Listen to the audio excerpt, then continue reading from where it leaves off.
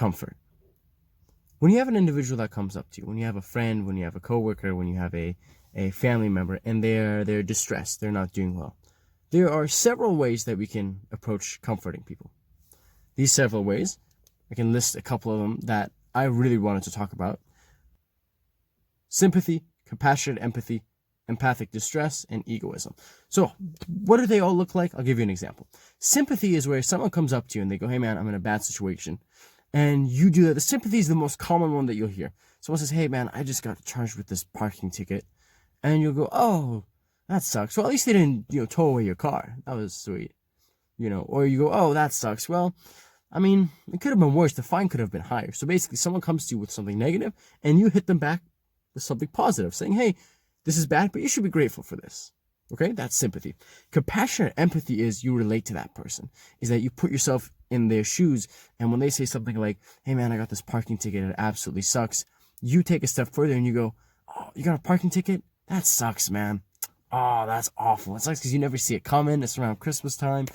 I got a parking ticket last week. I was just barely on that yellow line, man. That sucks. I'm so sorry, dude. I've definitely been there. So compassionate empathy is just, you're not saying, oh, it could have been worse, but you're saying, you know what, man, that sucks. It really does. But I've definitely been in the same situation, so you're not alone. Then, my friends, I want to talk about empathic distress. Empathic distress is basically, you're talking to an individual, and they're telling you about their problems. They say, hey, man, this is what happened. The parking ticket has been really weighing me down. It's making me upset. I don't even have the money on me right now. I don't know what I'm going to do. And it's basically you just going, hey, listen, I understand that you're not in a good place, but I'm not in an amazing place either right now. So is it okay if we just talk about this some other time? And finally, egoism would be someone saying, hey, man, I just got a parking ticket. That really sucked. And you looking at them and going, so what does that have to do with me? Egoism is always, it's in the name. It's egocentric. It's self-centered. It's whatever you're saying, when people want to be comforted and they go, hey, this is what happened to me. Egoism will always go back to, well, okay, so why should I care? You got a ticket. All right. I don't see how I'm involved in any of this. So my friends, let's break down each one. Sympathy is the absolute most common one. I used to love sympathy because from far away, sympathy looks like the perfect idea. I'm a smiley kind of guy. I like to think I'm positive. I like to think I'm enthusiastic. So when a friend of mine or someone comes to me and they're not doing well, I love to put a smile on their face as quickly as possible. That was my mindset, right? You tell me something bad, and then I tell you what to focus on to be grateful for. Thus, you can put a smile on your face the sooner the better. What I didn't realize was, when someone says something like, oh, Daniel, man, I broke my arm. Life has been so hard, just not doing sports mentally. And then me saying something like, well, at least you didn't break both your arms. When you really get into it, it doesn't make the individual feel better.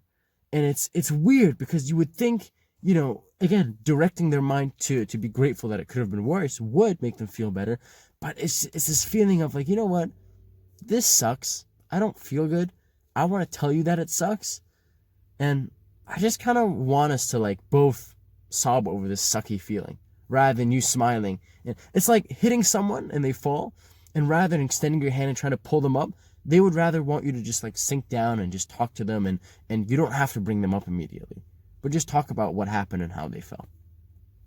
So a huge reason why I am now leaning away from sympathy is that many times, my friends, people don't want to, but it could have been worse. It could have been this. It could have been that. Oftentimes, people just want you just to relate to them or just to hear them out. And that's what leads me to compassionate empathy. Compassionate empathy is one of my favorites because it really it allows you to take their perspective, puts you in their position.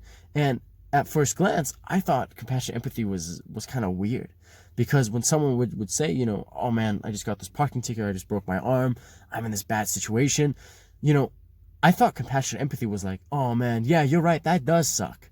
And I was like, that's so weird. Why would you reaffirm their negative feelings? But doing some more research on the matter and taking classes about it, I've realized that when an individual is going through a hard time, knowing that what they're going through is relatable, knowing that what they're going through is hopefully normal, and that someone else not only understands what they're talking about, but has been in the same position that they've been in, makes someone feel absolutely incredible. So when someone does break their arm, or been in similar situations, times when I have showed compassionate empathy and gone, hey man, you broke your arm. Oh, that's brutal, man. Like, to be honest with you, dude, I don't think I've never broken an arm before, but I've definitely been in situations where I've hurt my shoulder or my arm really badly. I couldn't move that thing for weeks. It was painful. It was weird. It was uncomfortable. I mean, it sucks, man. It is such a bad situation, man. I can only imagine how challenging it would be mentally, especially you not being able to continue your sports and whatnot.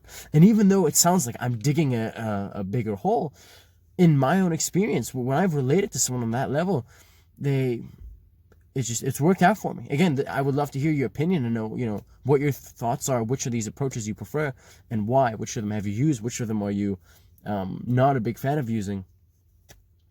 But yeah, this one had the best outcome for me, where the person at the end said, Daniel, thank you for listening to me. I really appreciate it. This takes me to the next one, egoism. Now, egoism, my friends, is the one that, I don't think anyone is glued to a single approach. I don't want to say, John, you are always, egoistic in your approach. Tiffany, you are always sympathetic in your approach, right? It's a little bit of everything, right? Just different ratios that you use. But basically, egoism is just this idea of, if it doesn't revolve around me, I don't care. Like, it's me-centered. Usually, I haven't tried this one, and I'm not crazy to try this one, because I'm a big believer in being people-centric and putting other people first, in the sense of, if you have something to say, I want to listen to it and listen to why this is important to you, because if it's important to you, is it an emotional thing? Is it a health thing? I mean, whatever, for whatever reason. And I think the moment when people start talking and you make it about you, that can almost be the worst thing that you can do. When someone needs comfort, and you pull the carpet out from under them, and you go, okay, well, let's talk about me, because that has nothing to do with me. I personally, my friends, I'm not a huge fan of egoism. If I can just go back for a second to compassion and empathy, one of my peers said something that was very, very interesting to me. She said, Daniel, she said, I like compassion and empathy in the sense that you're trying to relate to an individual. However, she said, sometimes when I'm trying to just be comforted, like when I'm trying to tell my friend something and I just wanted to listen, when she relates to me and she goes, oh, yeah, like, so you broke your arm? I totally remember when I broke my arm, and they start talking about their tales. My friend was kind of taken back by it. And her idea of it was, it's like, listen, I need some comforting. Let me tell you my story and what I'm going through. Whereas compassionate empathy can sometimes come off as, let's say you just broke your arm, and I go, oh, you broke your arm, man. Oh, that sucks. I broke my arm too. So what happened when I broke my arm was I was going down, this hill on my bike, and I fell on it, and I go on to tell you about it because I want to relate to you, right? But there's a good chance that maybe you don't want me to get into the details. That you just want me to say, oh man, I broke my arm too. That totally sucks. I totally get what you mean, and end it there. Because what happens is, if I start going into rapid details about, I broke my arm and this is how it happened, there's a good chance that if you're in the mindset of, I have a problem, I just want to vent, and now what Daniel's doing is he's taking it and he's turning it all about him, all about his story, where it's like, dude, like, I didn't ask for you to share your story. I want to tell you about mine. So that's one piece of information that I thought was very interesting, that I had not thought about until I talked to this peer of mine. We should say, yeah, sometimes, I appreciate the relating thing, but when there's too much compassionate empathy, at a point I do feel like, okay, like, can we talk about me again? Rather than taking the conversation all the way, over to a story that happened to you 3 years ago. And finally, my friends, this leads me to empathic distress. Now, empathic distress at first sounds like you sound like an absolute jerk. I mean, you sound like a piece of trash. I'll tell you why. Because empathic distress comes off like this. Someone says, oh, hey, man, I'm having a horrible week, man. Me and Tiffany, we're not working out. Our relationship isn't looking so good. And if I want to use the empathic distress approach, I'd say something like, hey, Tim, I'm sorry to bother you, man, but your negative energy is really putting me in a bad mood, so I'm going to need you to stop. Now, immediately when I say that, you can hear that it sounds really bad. It sounds like, who the hell? Like, why would you, right? Like, your negative energy is making me feel really bad. In essence, it sounds very like egocentric, right? It sounds very much like egoism. It's about me. Hey, man, your bad situation is putting me in a bad place. But then when I thought about it further and I was able to talk to a few of my peers about this idea, we all could think of a time where we had to use empathic distress, not in the sense of being insensitive to our friends, but there's definitely, think of a time where someone comes up to you and says something negative, about themselves, about their life, and you kind of nod your head and you just comfort them through it. And then they say the same thing the next day, and then the next day, and then the next day. And they come up to you and they're saying all these things, and they're really heavy because you care about this person. And they're just heavy and dark and just exhausting to listen to. Not because you don't care about them, actually the reverse, because you care about this person. And listening to what happens to them just weighs on your chest. And it feels like there's an elephant on your chest, and you're going, Jesus. And then you finish talking to them, you go on about the rest of your day, and you're just thinking about what they said to you, and you're like, man. And that literally impacts your mood. So empathic distress is good in the sense that, my friends, when you're comforting someone, but they're constantly in a state of negativity, they're constantly talking to you. Whenever they talk to you, they bring negativity. And not only negativity, but it's things that also bring you down. It gets to a point of where the person that you're talking to not only is making themselves sad, but they're exhausting you. They're making you tired. And where, call it ignorant, call it egoistic, I believe in putting your health first. If at any point you're talking to a friend and you feel like you're getting weighed down, you feel like it's too much, that you can't handle it at that very moment, I think you got to make that clear. You got to say, hey, so-and-so, listen, I really value what you have to say. I care about you. I sincerely do. But listen, I'm not in the best place right now myself. And I don't think I'm in a good place to hear what you have to say right now.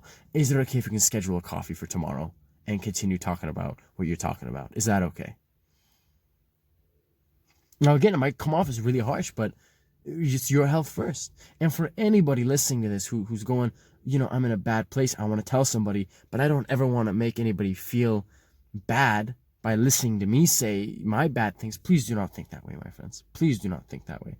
That is the rare instance where you're talking to someone every day and they're not a counselor, they're not a psychologist, they're just your buddy, right? So they're not being paid to listen to you, and you're doing it every day, 2 weeks, 14 days, back to back to back to back, and you never come to a solution. It's always the same problem. You tell them about your horrible boyfriend, they tell you to break up with them, you take their advice, you never break up with the guy, you show up the next day, you tell them the same thing, they tell you to break up with your boyfriend, you don't break up with him, right? You fall into that cycle.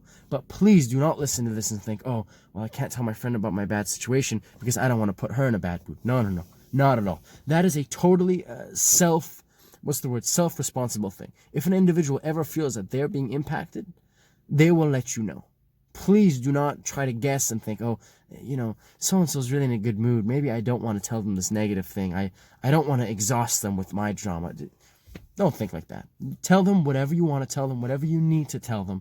And believe me, if they're not in that right mindset, they'll let you know.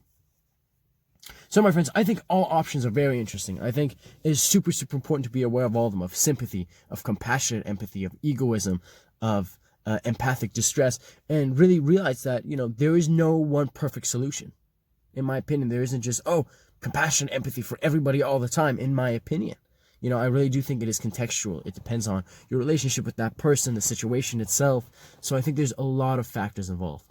But, my friends, when we're looking at comforting, those are some of the big ones that I've been thinking about recently, that I've used a lot lately. And I'm wondering, were there any that I left out that you're really big on? Or when I talked about any of these approaches, were there some that really stood out to you? Was there one that you said, Daniel, like, this is amazing, this is fantastic? Or was there one that you had no idea about? You said, what the hell is this? Or I've never thought about it like that. I want you to look back on your own life. I want you to look back at times where you comfort someone. It could be your parent comes home from work and they're just not in a good mood. It could be your best friend. It could be a girlfriend, a boyfriend. When's the time that you comforted someone, and how did you do it? Did you relate to them? Did you say, oh, well, at least it could have been? Did you use egoism? Did you say, hey, listen, that has nothing to do with me, so I don't really care what you have to say? Or did you say, were you ever in a situation where you had to say, like, listen, I just, what, that sucks what you're going through. I'm going through something pretty tough right now. I'm just unfortunately not in the space to hear it right now. I'm sorry. So I'm very interested, my friends. I'm very interested that we can share and see, well, how do you comfort people? How do you do it?